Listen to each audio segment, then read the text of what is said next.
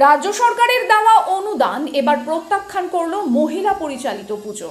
শিলিগুড়ির এক মহিলা পরিচালিত দুর্গাপুজো কমিটি এই সিদ্ধান্ত নিয়েছে। রাজ্য সরকারের দেওয়া অনুদান ৮৫,০০০ টাকা তারা ফিরিয়ে দিয়েছেন।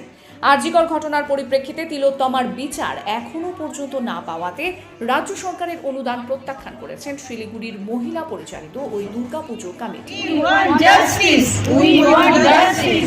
শিলিগুড়িতে আপনাদের মহিলার পুজো, রাজ্য সরকারের অনুদান আপনারা প্রত্যাখ্যান করলেন। এত বড় ডিসিশন, কি কারণে আপনারা এই প্রত্যাখ্যান করলেন? আমরা আরজিকরে যে ঘটনা ঘটেছে, ডাক্তার তিলোত্তমাকে যেভাবে মারা হয়েছে, সেই প্রতিবাদে আমরা আজকে এই অনুদান গ্রহণ করতে চাইছি না। কেননা আজ 1 মাসের ওপর হয়ে গেছে, এটার কোনো বিচার আসেনি। আপনারা কি এই পুজোটা কিভাবে করছেন? এই রাজ্য সরকারের অনুদান তো আপনারা প্রত্যাখ্যান করেন, পুজোটা কিভাবে